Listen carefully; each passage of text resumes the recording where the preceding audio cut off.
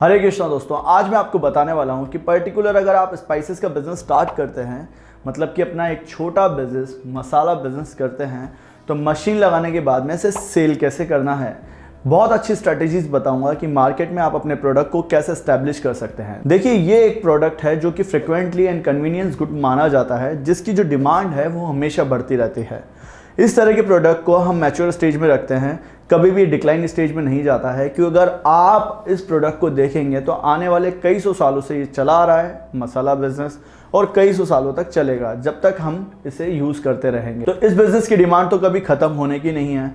बस बात आती है कि इसमें नए नए प्लेयर्स ऐड होते रहते हैं, तो थोड़ा कंपटीशन बिल्ड होता रहता है। आज मैं आपको सेल्स मार्केटिंग की एक रेस्पॉन्सिव मार्केटिंग स्ट्रेटजी के थ्रू इस प्रोडक्ट को मार्केट में कैसे एस्टैब्लिश करना है, कैसे लोगों को पिक करवाना है कि आपका प्रोडक्ट वो लोग परचेस कर लें।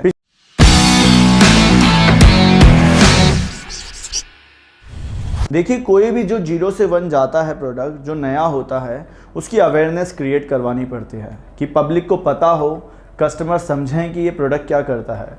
इस तरह के प्रोडक्ट की अवेयरनेस पहले से है, क्योंकि यहाँ पर बहुत सालों से इस प्रोडक्ट को यूज़ कर रहे हैं। तो अवेयरनेस है, तो हमें क्या फोकस करना होता है, जब भी हम रिटेलर, होलसेलर, डिस्ट्रीब्यूटर के पास जाएँ, उनसे इंटरेक्शन करना होता है। इंटरेक्शन करते वक्त हमारे माइंड में एक ऐसा थॉट आता है कि हम कैसे पिच करेंगे रिटेलर, होलसेलर एंड डिस्ट्रीब्यूटर्स को। तो मैं आपको बताता हूँ, अगर आप 1 लाख रुपए में स्टार्ट करते हैं बिज़नेस को, या 5 लाख में स्टार्ट करते हैं, आपको सबसे पहले पूरी शहर को ना पकड़कर एक छोटे से मार्केट को पकड़ना है। आपका जो छोटा सा मार्केट होगा, वहाँ पर लगभग आपको आसपास में 20 ऐसी शॉप्स मिलेंगी जो कि आपको उनको देखना है और वहाँ पर अपने बिजनेस की शुरुआत कर देनी है प्रोडक्ट सेल करते वक्त। अगर आप 1 लाख रुपए के इन्वेस्टमेंट से बिजनेस स्टार्ट करते हैं, तो आपको रिटेलर एंड एजेंट्स को पिच करना होता है। पर वहीं अगर आप 5 लाख रुपए के इन्वेस्टमेंट से बिजनेस स्टार्ट करते हैं, तो वहाँ पर आपको होलसेलर्स और रिटेलर एंड एजेंट्स को पिच करना होता है, क्योंकि इस तरह के लोग आपके प्रोडक्ट को परचेस करते हैं।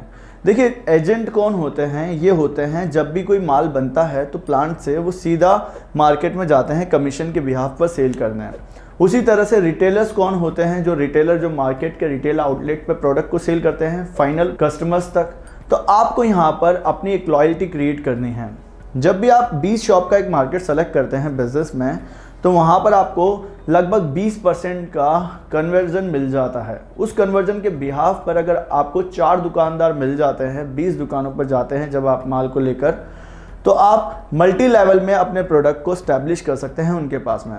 फर्स्ट आप देंगे स्कीम्स, देन आप देंगे डिस्काउंट्स, देन आपको क्रिएट करना है लॉयल्टी एंड ट्रस्ट। हर शहर में इस तरह के मैन्युफैक्चरिंग लगे होते हैं, ये हिडन होते हैं, बट अगर हम नए जाते हैं तो हमारे पास में बहुत पॉसिबिलिटीज़ हैं। लोगों का ध्यान नहीं है अभी तक इस तरह के बिजनेसेस पे कि हम कैसे इन बिज़नेस को करें। अगर कर भी लेते हैं तो वो कहीं ना कहीं अटक जाते हैं। देखिए, आपको रिटेलर्स को पिच करने के बाद में ये देखना है कि एक्चुअल में आपका जो फाइनल प्रोडक्ट है वो मतलब कैसा जा रहा है, आप उसकी पैकिंग एंड पोजिशनिंग कैसे कर रहे हैं। हम किसी भी प्रोडक्ट को लेकर जाएंगे, हमें पता होना चाहिए कि हम किस मार्केट में उसे पोजिशन करने वाले हैं। देखिए, आपको जो मार्केट रहेगा, डिस्ट्रीब्यूटर, रिटेलर्स को जब आप अपॉइंट करेंगे, इसकी मार्केटिंग स्टार्ट करेंगे, मैं ब्रीफली बता रहा हूँ अभी आपको, तो आपको ऐसी मार्केट चूज़ करनी है जो कि रूरल एंड अर्बन से टच रहती हो। इसको कैसे समझेंगे? आपका तहसील जो आपके शहर में है, उस तहसील से आपका जो शहर टच होता है, वो वाली मार्केट आपके लिए सबसे परफेक्ट रहती है। अब डेमोग्राफिकली सर्च करते हैं कि कौन से लोग जिनका नया मसाला या नया ब्रांड को परचेस करने का बाइंग बिहेवियर होता है, उसे समझते हैं।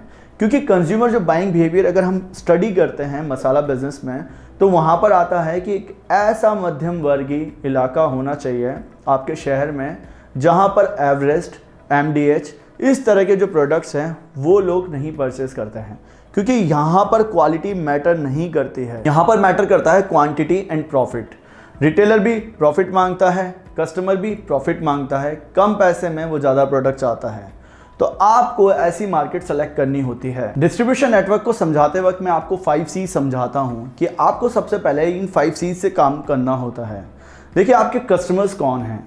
कस्टमर्स का जो बाइंग बिहेवियर है, जो मैंने अभी आपको वीडियो में बताया, इस बाइंग बिहेवियर के हिसाब से हम डेमोग्राफिक, जियोग्राफिक, ये कहाँ रहते हैं, ये सारी चीज़ें समझते हैं, साथ ही इनकी साइकोग्राफिक को समझते हैं कि ये क्या सोचते हैं प्रोडक्ट को खरीदते वक्त। देन हम एनालिसिस करते हैं कॉम्पिटिटर्स को, कि आप मार्केट में जब जाते हैं डिस्ट्रीब्यूशन नेटवर्क में, तो आपके जो कॉम्पिटिटर्स हैं जो कि लोकल मार्केट में अपना एक पूरा मार्केट कैप्चर करके बैठे हैं, तो उनसे कॉम्पीट क्या करना है, अपॉर्चुनिटीज़ क्या रहेंगी। एनालिसिस करते वक्त आपको ये देखना है कि थ्रेट क्या हैं, क्या क्या आपको पॉसिबिलिटीज़ दिख रही है, उनसे डर लग रहा है कि हाँ हमारे प्रोडक्ट्स में ये कमी है। हम ये चीज़ एनालिसिस करके देखते हैं कि एक्चुअल में जब हम रिटेलर, होलसेलर, डिस्ट्रीब्यूटर्स के पास में जाएंगे तो उन्हें कैसे पिच करेंगे।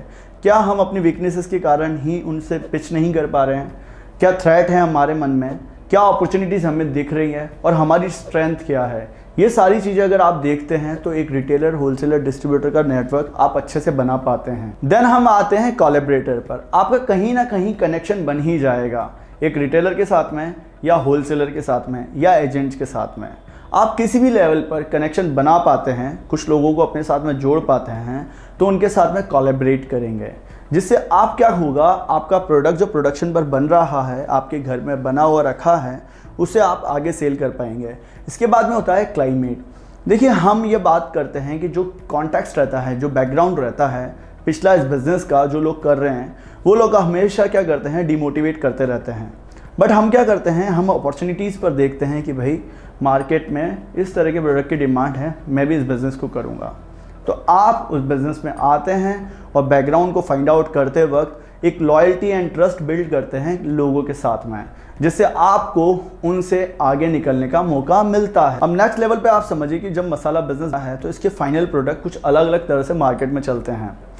एक मसाला पत्ते के रूप में बिकता है, एक मसाले की जो पैकिंग होती है वो बॉक्सेस में होती है, एक मसाले की जो पैकिंग होती है वो पाउचेस में होती है, और एक मसाले की जो पैकिंग होती है वो खुला ही बिकता है या फिर वाइट पॉलीथीन में बिकता है।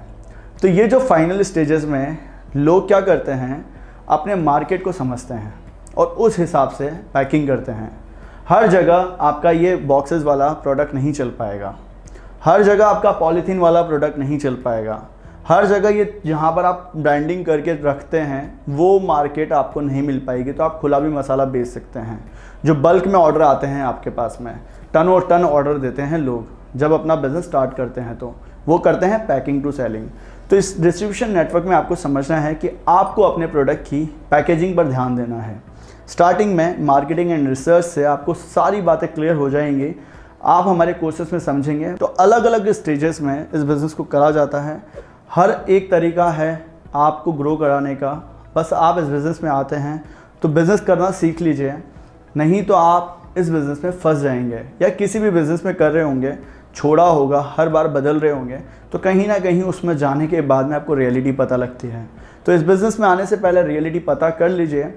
हम आपका सपोर्ट करेंगे मशीन से लेकर डिस्ट्रीब्यूशन नेटवर्क तक। आई होप अगर आपको वीडियो पसंद आया है तो वीडियो को लाइक कर दीजिए, शेयर कर दीजिए, और उन्हें बताइए जिन्हें इस बिज़नेस की नीड है या कुछ बिज़नेस करना चाहते हैं वो हमारे साथ में जुड़ सकते हैं।